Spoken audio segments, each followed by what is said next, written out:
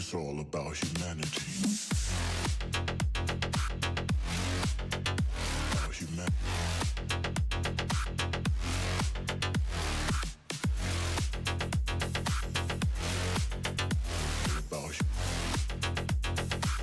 It's all about humanity. About humanity.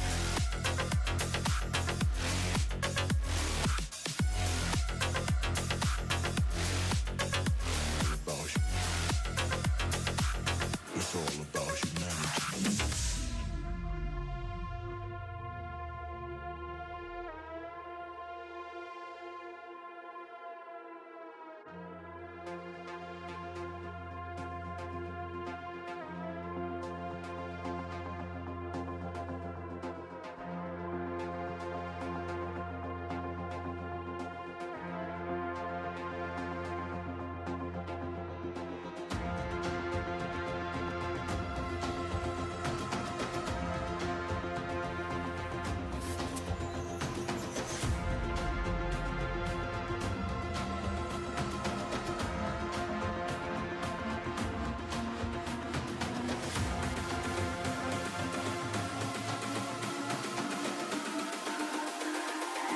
It's all about humanity.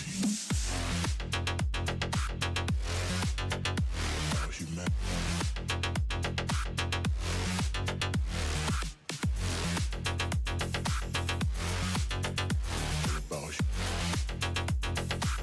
It's all about humanity.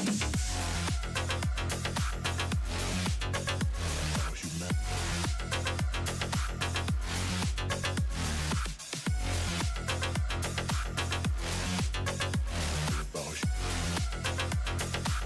It's all about humanity.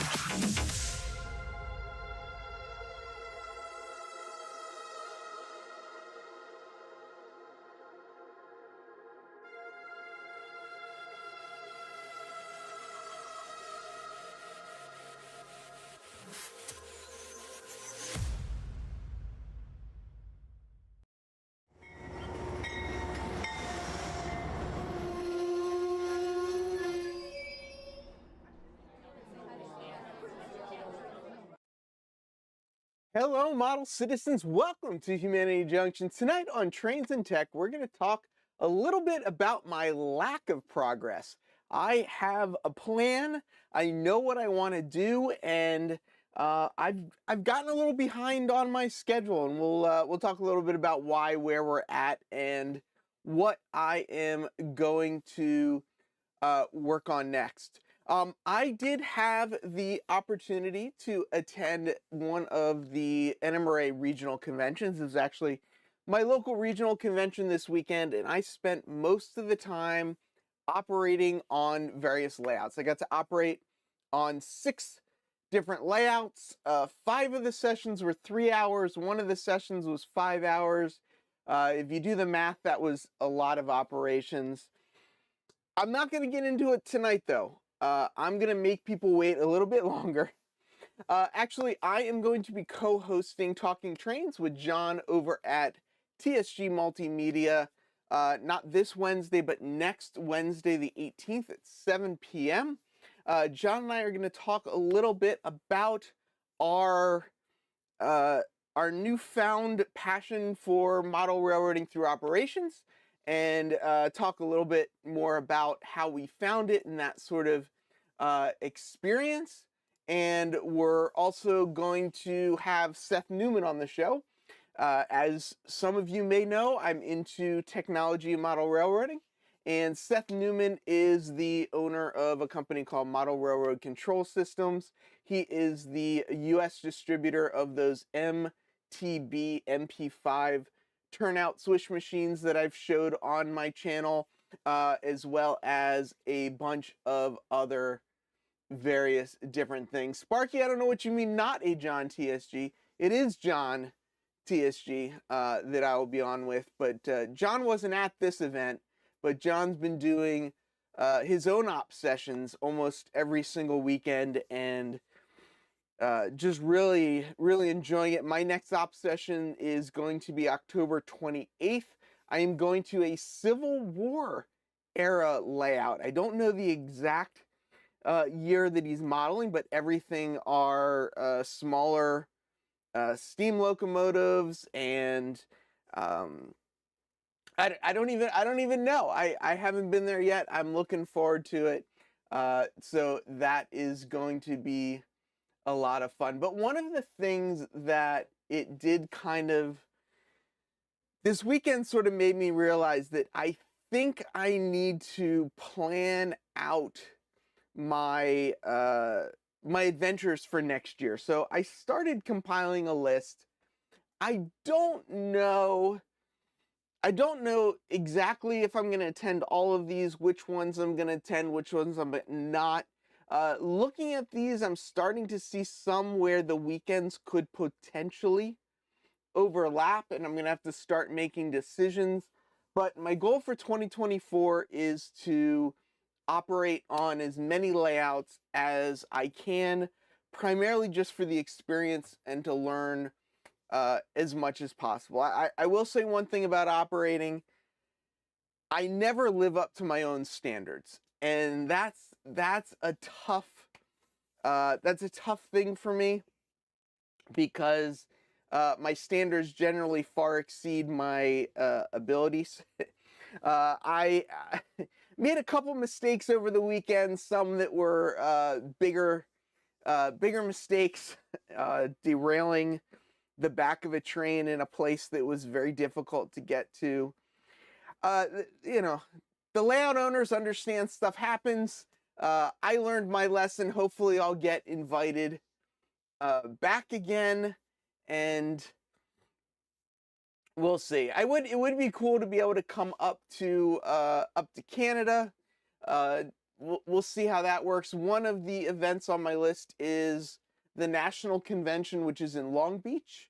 Long Beach is a little bit of a trip away from me, but be a good chance to meet some of the people on the West Coast that I haven't been able to meet in person.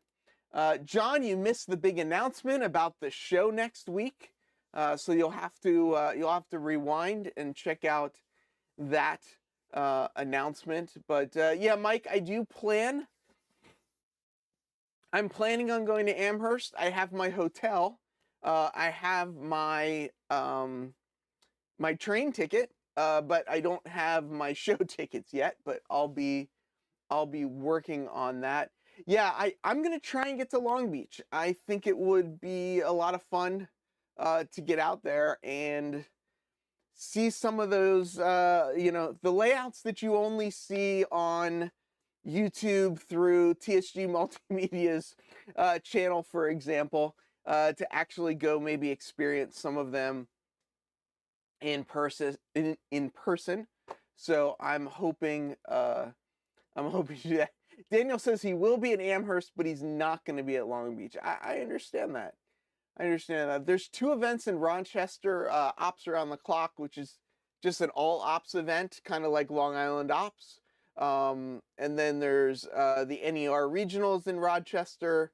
The N-Scale Enthusiast is having their big national N-Scale convention in Bethlehem, Pennsylvania, which isn't, it's far, but it's close in comparison. So I'd love to try and get that. And the big Altoona N-Scale weekend, I'm hoping it's not going to conflict with the Rochester weekend. We'll see. We'll see what happens. Wow, there you go. Thomas is going to be at Amherst and at Long Beach. So, John says, keep in mind, Long Beach is nowhere near where I live. If you want to see the layouts from my channel, you need to come to the Bay Area. I know, Long Beach is actually near Los Angeles, if I'm not mistaken, which is significantly closer to the Bay Area than I currently am. So, in my head, whether I don't know, it's close, right?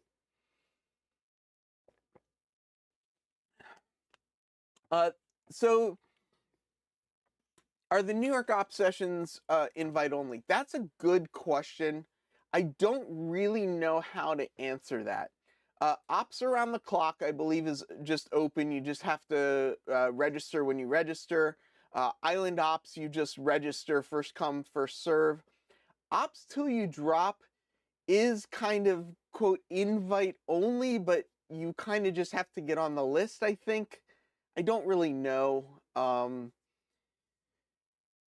It's one of the things I think we'll talk more about next week is how do you get invited to these op sessions, and how do you, when you show up and you don't know anything at all and you're coming to operate on somebody's layout and you end up derailing a train or you knock something off the layout, it's like, what do you do to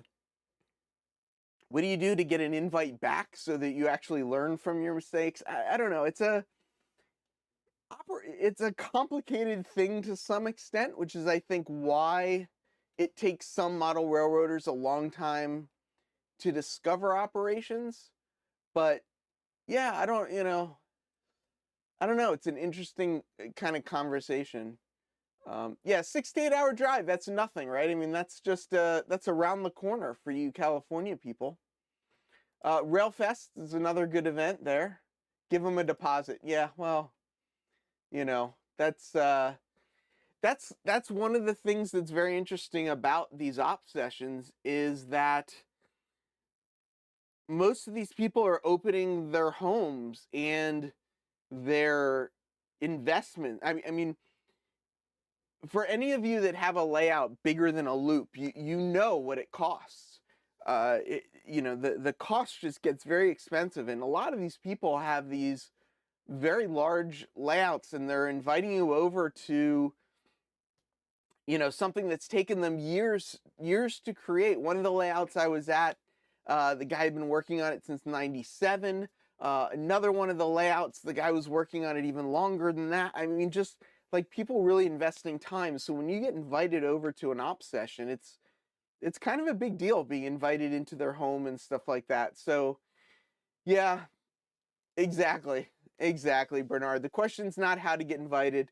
The question is how to get invited back. And that's John, take a note. That is definitely a question we can we can discuss next week, because it's something that I don't get invited to all the sessions. I get invited to some of the sessions, so I don't, I'll figure out how to work my way up the list a little bit and go from there. But we'll see. I don't know. I guess I should make this a poll. I think it would be kind of interesting. Like how many people are into how many people enjoy model railroad operations. Let's just say how many people enjoy. So I just put up a little poll. We'll see what people say. Just simple, open thing. How do you use operating sessions? Are you talking about the website operatingsessions.com, or are you talking? Well, Sparky, funny you say that. I do try and stop by Dunkin' Donuts and bring some munchkins to any morning layout that I go to. I do try and do that. Yeah. So I guess my question is, the important part about getting back, don't be a dick, is like I definitely try not to be a dick, but I make mistakes. And I sometimes wonder, like, when the layout owner is like all flustered and like things are happening and whatnot and so forth, and you're the guy that derailed, the whole train, and the layout owner has to crawl under the layout and duck through and reach around, and it was your fault. Like, I don't know. I personally, I feel really guilty. Like, I feel like I really screwed up, and it gets into my head. I asked one of the layout owners, though, the next day after a session where I'd made some mistakes, and I basically, I was like, what do I do? Like, how do I get better? And he basically said the only way you can get better is to just keep doing it. And that's that's, I guess, what I'm hoping, is that I behave in a way that I keep getting invited back, because I do enjoy it. And Yeah. Well, see, John, so that's it's another interesting topic. John TSG, write down John's question, but number one thing is not to break anything that can't be fixed. Uh, I think there's a certain reality to if you invite people over, there is a risk that something potentially expensive might break, and uh, stuff happens. So yeah, I know I did screw up. I should feel bad. Mistakes are generally forgiven, and good supers make teaching moments from errors. Yeah, and I learned a lot. My big error over the weekend was I had dropped a cut of cars within a block, and I took the first half of the train and I pulled it into the yard while leaving a block of cars, in a detection zone. And when I dropped the cars in the yard and I was heading back with the locomotives weren't gonna fit in the front of the block based on where I cut the cars. So I knew to clear the next block so that I can I thought in my head, to clear the next block, I needed to push the cars back to get my locomotive at the division point of the detection blocks to clear the next block so that I can get permission to go. What happened was I didn't realize they had thrown a switch behind me. So when I went to push the train back, I actually ended up pushing into the block behind me, which somebody else was given permission to operate in. So I ended up derailing the back of the train because I shouldn't have been backing up. So in my head, I was thinking like, oh, like never cross a block.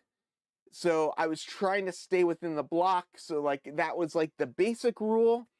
But I missed the other rule of, make sure you know where the back of your train is. So, stuff happens. Stuff happens. Because of the fear of making a drastic mistake, I don't think I will ever go to an op session. What I saw over this weekend is that most people that have layouts that allow people to come over and operate, they want people to learn. They want people to share in their story. I think Split Rock said earlier about, investing in the story people are trying to tell. I think certain layout owners, love the chaos. When you invite, 12 people over to your layout to operate, you are going to end up with a certain amount of chaos. And as the layout owner, I think you have to enjoy that a little bit. Yeah, Thomas, it was a modern-based layout. Everything was CTC signaled with, signals and all that kind of stuff. And you have radios and, would call back to the dispatcher and, all kind. There's a lot of stuff going on. This isn't a good reason to make mistakes, but I think part of the reason I made some of the mistakes that I made is I was doing a lot of yard operations, and my head was really in the mindset of operating within yard limits. And when you operate within yard limits, the conductor has a lot more, I'm going to say freedom. I don't know if freedom's the right word, but they have a lot more freedom over the position that they put their locomotive and put their cars, because they're within a yard. You're only really working with the yard master, to keep things moving. But when you're out on the road and and there's 6 or 7 other trains out on the road, you really have to focus, like just stay focused on, like, okay, like I'm just driving this locomotive. I need to really check with other people and make sure I know where my train is in a little bit of a different way than when you're in a yard. And it's not a great excuse because I think I've operated enough. I should probably know better. But I think part of why I got myself in these scenarios is that I was in the mindset of being within yard limits, not in the mindset of being out on the road. Question, how many car cards and waybills did you go home with? I'm going to show. So these are the pants. Oh, you can't really see it. Let's see. If I change this, let's see if this works. It worked. So you can't even see it. I gotta fix the lighting in here. The lighting in here I gotta work on. So I was wearing these pants. I like these pants. They've got pockets here, they've got pockets here, they've got pockets here. And I was just using these pants and I would just shove the car cards in my pockets. I had some what are those things called? Uncoupling tools in my pockets. I had the car cards and I would just throw the throttle in the other pocket. And I like this. And it was pretty easy then. I pretty much knew if I grabbed everything out of these two pockets, then I would have, I would not take anything home with me. I was lucky. I didn't go home with it. Debbie, thanks for checking that out. I appreciate it. Nick, I have not gotten the opportunity to operate on an N scale layout except for my own N scale layout. And that's part of the reason why I'm completely rebuilding my N scale layout. But I haven't. So I'm kind of curious as well. Yeah, if someone leaves with a few skewers, I have a whole thing of, skewers. So it's like if people want to, I don't even know where they are. I'm like looking for, here we go. They're cheap. Like just like if you're a layout owner, just buy a whole thing of them. This was like 100 pack. So they're cheap. You're gonna go home with you're gonna have people take some home. So that's pretty good. Thanks, Debbie. This is my around the layout shirt. I figured I would wear this one because tonight at 9 o'clock we have a second section on. So I thought I'd kind of rep a couple podcasts that I listen to.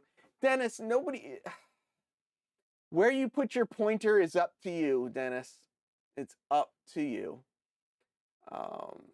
The bad part, okay, so that is true. For those of you that have seen, I don't have anything to show, but I have a solution to that, Rusty. I'll show it more once I get into what my ops are. But I'll be honest, even in HO scale, I find it extremely difficult to read the numbers on a boxcar when the boxcars are all very well weathered. And I like when all the boxcars and stuff are weathered. I think it makes things look more realistic. But when the numbers are all weathered, it becomes hard to read, especially when the layout lighting isn't very bright.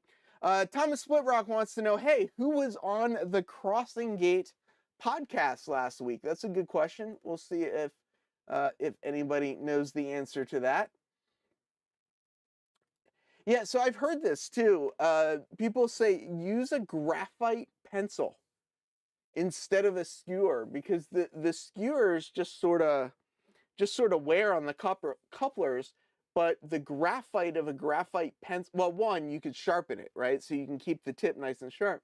But two, getting just that little bit of graphite on your couplers helps, keep things lubricated. So that is a good point. Some people really like that. I, of course, would probably keep breaking the tips off the pencils and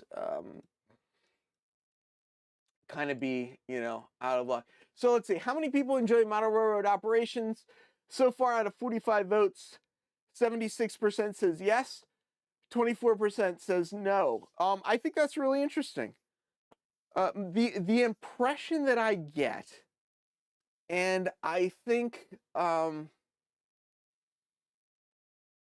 it's just because when I grew up in model railroading, you would go to train shows and all you would see were layouts where the trains went in circles. That was just the way it was. So my impression was that that was model railroading. Trains running in circles was model railroading. So it's kind of nice to see that, more than 3/4 of the people are into model railroad operations, which is something very, very new to me. So we'll talk. I've already talked about operations more than I planned on. But if you want to hear more of my model railroad operations adventures and what I've been getting into and what I've been up to, come join John, TSG Multimedia, this guy that never gets invited anywhere. Come on over to his channel next week, 7 p.m. Eastern time on Wednesday the 18th, and we're going to talk about operations. I know a couple people just like to run trains and rail fan their models. Yeah, and I like doing that every once in a while too. I mean, I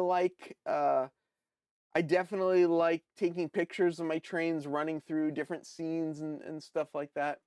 So Jub, I do not have a hump yard, but one of the layouts in this area does have a hump yard. It's the West Island Railroad Club, and it's a lot of fun. I worked the yard. I was what they called the trimmer.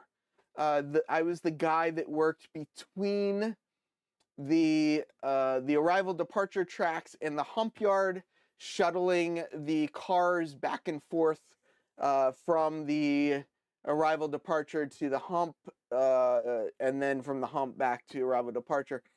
I had a great time. I think it's a jeez. Pro tip, if you're gonna steal a car from the host layout, steal the car card as well. They'll never miss it then. Funny little story about that. The at some point in the operation session on Sunday, someone holds up a card and they're like, I can't find this car. Does anybody know where this car is? And the layout owner's like, oh, I know where that is. And he grabs the car card and heads off. It does happen. There are times where you just can't find cars in the layout. One of the layouts I operated on, they couldn't find, 3 cars ended up missing. And we did a turn. We came out of a yard, did some local switching, and then came back to that same yard, and 3 of the cars were missing in our thing. So missing cars happens, especially when you have large layouts. It definitely happens. But yeah. Daniel Banks says, yep, I'd never belittle someone for wanting to rail fan a layout. I don't get why people get so bent up. So I think it's great. People that are into scenery and just want to see the trains running through scenery, and that's what they want to build. I think there's a lot of fun in that. I think there's a lot of learning to be had. Corey says the acronym STEAL, strategically take equipment to alternate location. That's a good one. Missing cars happen and I don't even run off.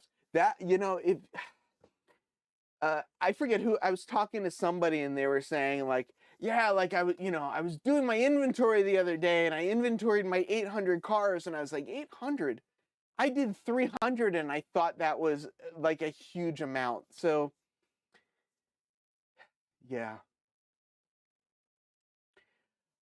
And John brings up a good point too. One of the layouts that I was at, the layout owner was into operations and did all the track laying and stuff, but had somebody else do all their scenery and stuff. And I think that's a great way to do it personally. I like the the electronics, the technology part of a layout. I'm not as into the scenery. I get very impatient when doing the scenery, and if I can find people that like building structures, I would love to have I would love to have people, come and build stuff for my layout so that like they can come over and operate on it and enjoy it, and I can enjoy, stuff as well. So I guess in my head a little bit, like I don't want like I'm not exactly sure how that relationship works. Like if somebody comes over and does a bunch of my scenery, like I don't know how that works. But anyway, it's yeah, John says, there you go. Anyone that wants the ballast track, come visit John. Yeah, Cameron says Heath impatient. Never. Daniel, I would like that. We can discuss what, because I don't have a lot of place for structures on my layout. I kind of did that on purpose. I have a limited amount of structures because I built my layout between the water and kind of a bluff that like goes up to the city. So there's going to be a lot of background flats or a lot of like skinnier, narrow buildings, but there's not going to be a lot of just like structures and stuff. So I kind of did that on purpose. Jack Burgess of Yosemite Valley Railroad fame doesn't even run anything on his layout. He's a builder.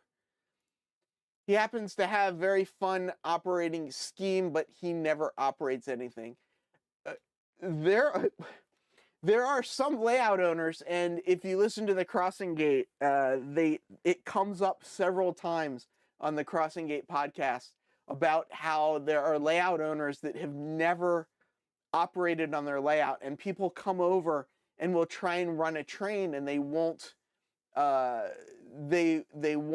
be able to. The train that they're running just doesn't work on the layout. And they ask the owner, like, have you ever run that train? The layout owner is like, no, so I do think it's kind of interesting. I am terrified of being a dispatcher and or a yard master, primarily because a lot of the layouts that I've operated on, the positions that they bring in are usually, so like for let's just say this NER weekend, right? Typically the majority of the people at a layout has never been to that layout. So what the layout owner will do is they will bring in somebody that knows the layout to be the dispatcher and somebody that knows the layout to be the yard master, and then everything else is just people that have never been there before. And they do that to keep the railroad moving, aka being the dispatcher and being the yard master is are two of those positions that if you start getting behind or getting bottlenecked, you can kind of like really hold up the railroad. So I'm nervous. I'm nervous to do that. So elevation, there is elevation to my layout, but there is no grade on my layout. So my layout has elevation, it doesn't have grades. The train itself doesn't change grade, but the layout undulates. Does that make any sense? So like over here, right, like the car float area is dropped down. So there's some elevation here between, the zero level of the track and then the car float. Over here, the track actually goes out over bridges. This is going to be kind of a bridge section. And there's going to be some elevation here because there's going to be, you know, the height of the bridges. So it'll look like the train is going, you know, over something. So there is elevation, but there's no grades. Yeah, there you go. If you're a poor guesser and your hobby is delaying trains, I will say one of the things about like being a yard master and or just operations in general is that you can't rely on being a linear thinker. You kind of have to be able to get out of that like first in first out kind of mentality, and you have to start you have to play chess. You have to play chess instead of checkers. So I do like that. I just feel like I have a lot to learn. So James from Dundas, I think if you're still here, you were asking me a question about a crimper. I tried looking it up. I couldn't find anything called a Firefly crimper. Oh, Go. Yeah, Go. Yeah. Yeah, it is kind of like Go. I couldn't find anything called a Firefly crimper. I did find something called a Wirefly crimper. That is the style of crimper that I do own. I don't specifically own that one. I do like ratcheting crimpers, though. That does bring me to, I guess, kind of what's been going on with my layout, and that's that when I first started doing the bench work and everything for this layout, there was a lot of painting and sanding. And I didn't realize it until it got all flared up, but my elbow, I basically kind of gave myself tennis elbow. You know, I've got a bunch of pain in my elbow now. So like any sort of like squeezing thing. So like now I'm like trying to do wiring and I'm trying to use a screwdriver and trying to squeeze the wire strippers and just using the screwdriver to screw stuff. It's really been hurting my elbow, and that's been a big struggle as to a lot of why I haven't progressed as far as I've gotten. Thomas brings up a good thing too about fast clocks and kind of the timing as well. Jeb says elbow pain and grip trouble. We all know the root cause. Yes, too much sanding and painting. So I had an electric sander. I used an electric sander, but I think it was mostly painting. I hand painted the majority of everything that's here.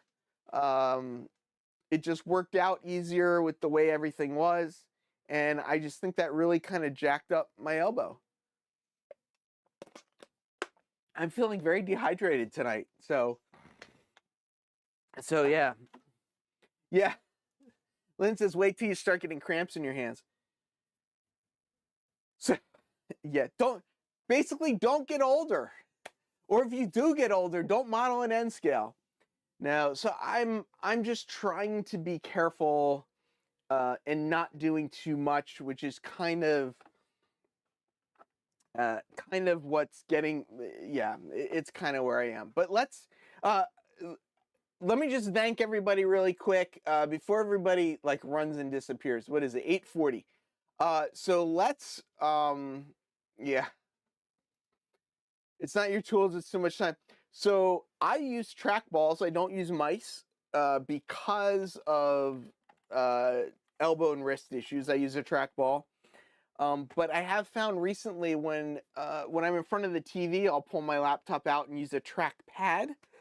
And recently I bought a trackball for that computer as well because of problems as well. But anyway, let me say thank you. When we come back, I'll show you guys where I'm stuck or where I need to go from here, and we can kind of discuss like how I'm gonna get to the next step. What's next? It's all about humanity. About humanity.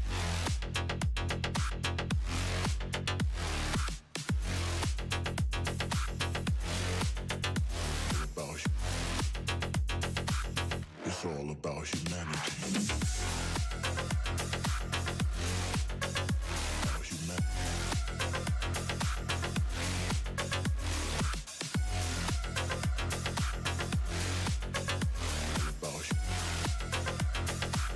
It's all about humanity.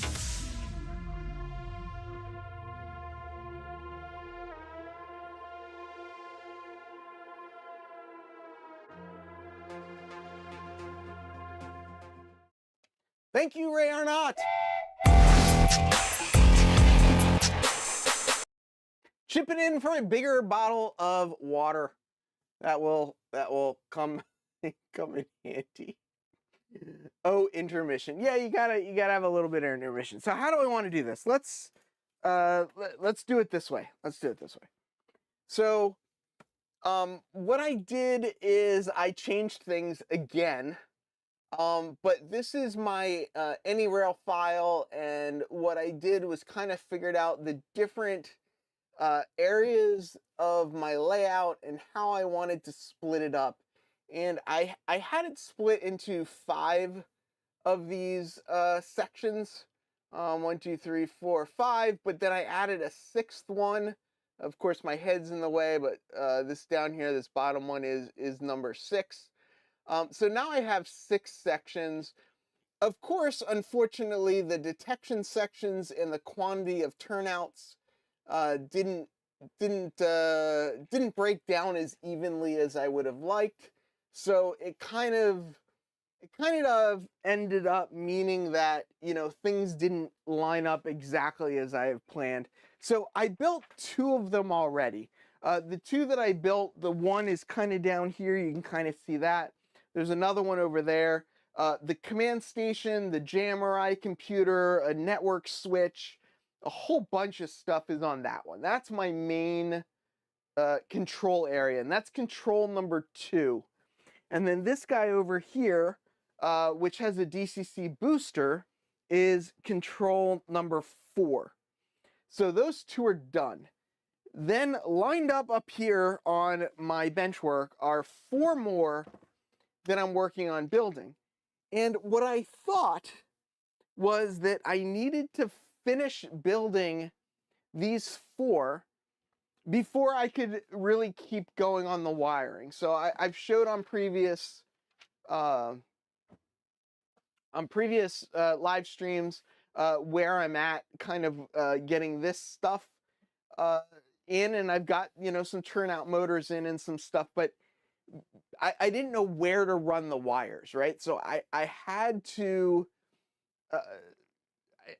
figure out how I was going to get the wires from, you know, the layout to these control boards. So I started putting these boards together. I've screwed everything onto them, and the next thing I have to do is just keep wiring them up.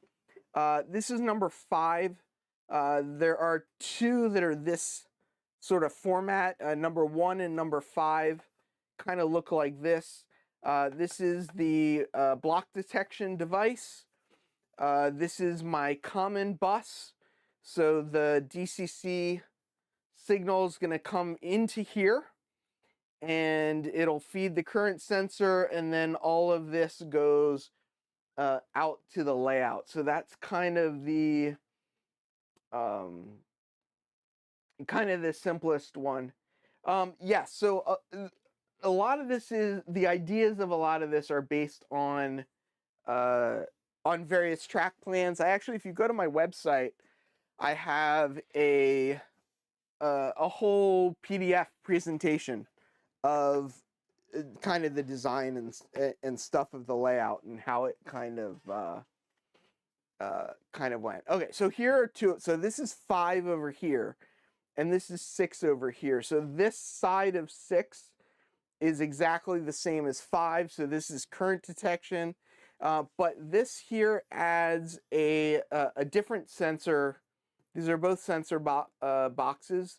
This one is a current sensor. This one senses to ground, and this one I'm going to use for the feedback of the turnouts. So this is the one. This one right here is what's going to go over here in this section. And I thought I had to finish it before I could keep wiring this section. But what I'm realizing is all I really needed to know is like how big this board is. And this board is going to go basically right under this, right? So this is its own section here. This will mount right underneath. So all of the wires in this section here will get run to this one. So now that I actually know where this is, I can actually wire this up and keep going on some of this wiring as I finish this. I'll just mark stuff out, and then similar with this one as well. This one's gonna go probably somewhere in this area here. Let's see, 5. Yeah, it might go a little bit more this way, just because. But yeah, so like I'll know, I can kind of figure out where these two are gonna go based on, you know, everything else, and then just wire these up and like just put these off to the side. I don't need to wire those two right now. Those two are for, you know, more this other area that I'm not working on right now, and I can get back to that later. That's not the first things I need to wire. So you don't remember your ex with all these electronics? Some of this stuff is new. Some of this stuff isn't needed. I mean, a lot of people would argue that, you know, a lot of the stuff that I'm doing is completely useless. People ask this before. They say, "Is that a bowl in the door?" Are you talking about this right here? It's not a bowl. What it is on the other side of the door. I'll show you. I'm assuming that's what you're talking about. I mean, let me remove this shirt. This is the shirt that I have in the room. So in case I have a meeting when I work, I have a polo to put on. But here, so people always ask, what is this? Why is there a bowl on the back of your door? And the reason there's a bowl on the back of the door is because on the other side of the door, let's see, I hope you can see that. I don't know. I'm trying to, yeah, there you go. You can see it. So there's green LEDs in here. So the other side of that bowl has a white background to it with green LEDs, so it backlights my logo in the window. So that's the back of this. So here's the little controller for it, and that's what that is. So I know people ask about that as well, and nothing wrong with going overkill. Yeah, I agree. And this is it too. I love the extra. Heat's helmet's funny you say that. I think we've had this conversation before, but this baseball hat has a hard plastic inside of it because I keep hitting my head on things when I go under the layout and stuff. So this is my you know, ram my head into things hat, so that I don't hurt myself as well. You should run wire with a ton of slack and put panels on the drawer gliders. I thought about that. I thought about putting them on, you know, something that swings up and down so that I can, you know, kind of swing them up and out of the way. But ultimately, what I've kind of decided on is this is how they're mounted under here. And if I pull a chair up to here, and if I pull a chair up to here right now, and I just reach my arm straight out, right? This is just straight out to this. You know, I can see all this. So I'm gonna have some lights mounted to the bottom of this that's gonna light everything up. But I can very easily reach everything here while I'm sitting on a folding chair. So I don't think I need to do anything overly complicated as far as being able to reach things like drawers or anything like that. Um, I can just sit down and work on stuff. So the corner of a 1x4. Yeah, I mean it's a real thing, reaching under the layout. So I went electronics to control a 24-hour flash clock day to night cycle on my layout. Interesting you mentioned that. That is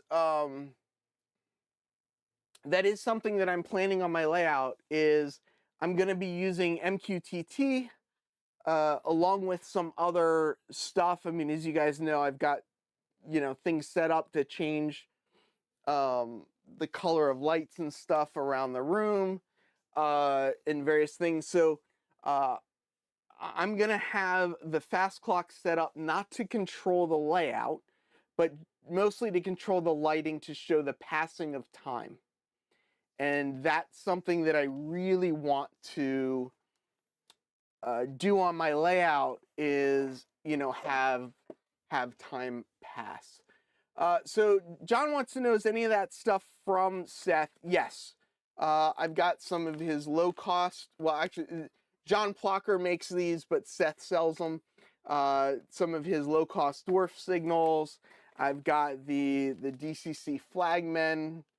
I've got a bunch of these MP5 turnouts. So yeah, I bought a couple things from Seth in the last month or so. The stuff that is under the layout, though, is none of that is from Seth. The stuff that is under the layout is either DigiKeys or yet another model railroad company. And I really like their stuff. It's LocoNet, ExpressNet, S88N based. You can use any of those protocols. Works well with JMRI. They've got a lot of different, tools and stuff like that. And that's primarily what I have been using for the last 3 years and have really liked it. So Daniel says, I want electronics to control lighting in buildings that follows a general behavior but do so randomly enough that I'm amazed as anyone else how the lights turn on and off. I am going to do a couple things. So John talked about the cheap CTC signals. I'm not sure yet what I want to do with signaling. So what I did was I bought these. These are NCE Light-Its. There's 15 of them here. So you break them off. They're little tiny things. They're DCC. They're pretty cheap. They're, pretty simple to set up and whatnot. But I'm going to use these with those cheap little CTC signals to see whether I really want signaling on the layout and how I want signaling on the layout. So essentially, I'll take one of those cheap $2 dwarf signals. I'll use one of these little Light-Its. I'll wire them together, and I'll just hook it up to my DCC bus anywhere that I want to attempt to try out the signaling. And it's an inexpensive way to kind of get into it and see if it's really what I want. So yeah, there are a lot of ways to make this hobby very expensive. So I'm trying to minimize it. Yeah, LCC fast clock controlling lighting, you can use that. I'm going to just use the fast clock built into JMRI because to control a lot of the lighting, because it's going to be MQTT lighting or relays and stuff, I'll probably just do that because it'll be controlled with Logix. But yeah, I want the electronics to change the ambient sound from day to night sounds. I want theater. Exactly, Daniel. Me as well. For those of you that don't know, I spent many, many years in theater, particularly doing lighting, also doing a little bit of animation, but primarily doing lighting. And just the way you can use lighting to control what people see is something that I really enjoy. The hobby gets more expensive when you have to buy a YouTuber a bigger bottle of water. I know. So the story behind these little bottles of water is anytime I travel, I'll order like a 12 pack or a 24 pack of water to the hotel. It's just something I do. I usually order this and order like a couple little snacks or something like that to the hotel. So I try and order these little bottles because I don't know. I just do that. So yeah, in theater it's not called a gaffer. You're actually just called an electrician in theater. But yes, that's essentially essentially what I did. I am likely not going to get into Arduino outside of kind of the MQTT stuff. It's all, I'm getting into a whole thing right now. In my yard, I have floodlights controlled by Lightits. The other thing, I also have some NCE illuminators. I have, so the NCE Lightits are those little ones. The NCE illuminators have JST plugs that you can use with the Wood and Scenics lighting stuff. And it's an easy way to do DCC lighting and or signaling on the layout. I haven't stated a Super 8 in a long time, but some Super 8s are nice if depending. But oh, John, did you get a brick? I wanted to do that. This is the size we get on the railroad. This is what they give you when you're stuck in your cab for 8 hours. But yeah, these work out. These work out pretty well to me. So with my elbow issues, I've definitely been slow getting a lot of this wiring done. I definitely need to get back to it. If people have questions about what the heck I'm up to, feel free to ask. Send me comments. Come join Discord. We talk a lot of technology on my Discord channel. The link is down below. But I'm doing the part of the layout stuff that I really enjoy. I'm just, I just got to get my arm back together again. Is that water concentrate? Yeah. That would be funny. Powdered water. You just need to add water to it to reliquefy it. That would be pretty funny. Layout owners I know use those tiny ass water bottles because after a session when they use the bigger ones, there's a lot of cleaning up of half-consumed bottles, and that's true. That's very true. I like Thomas says, pack your elbow in ice heat will help. I think he means ice that will help. Yeah, I'm icing it. I'm using arnica. I have some wrist, I know. I have some wrist exercise things that I am doing as well, but yeah, I'm at a point where I feel like things are just gonna all of a sudden just go, and I'm gonna be, next thing I know, I'm gonna be drilling holes in my turnouts, and I'm nervous. I'm nervous about drilling holes in my turnouts, but I will. I'll likely get to that as well. Corey, I think they have Wi-Fi LED strips on Amazon too, Derek. So the hard thing, so Wi-Fi lighting can be controlled on your layout, but it's not as easy as, let's say, like DCC controlled lighting. If you want it controlled by like JMRI or something like that. A lot of people just have their lighting and a lot of that stuff completely separate. So their lighting is not connected to the layout in any way whatsoever, and they manually control the lighting. So a lot of it's just all about what you want to do. Daniel Banks and I are I think, into that theatricality and want to have, constantly changing lighting, which I think is a lot of fun, but it is definitely a lot more complicated.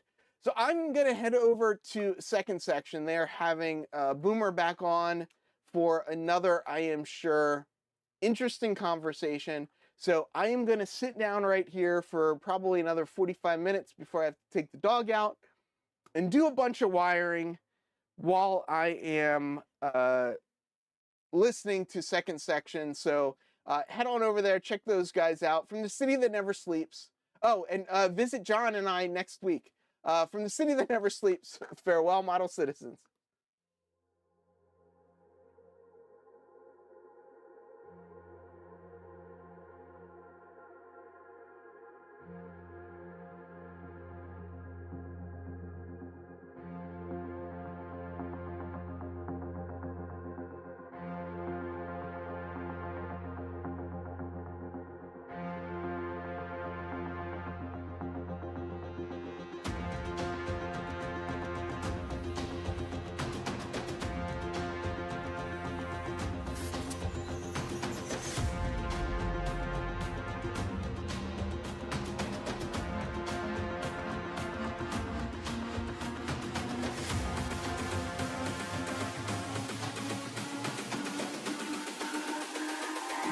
It's all about humanity.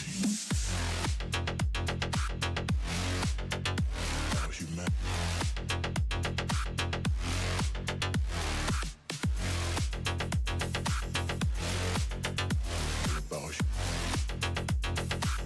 It's all about humanity.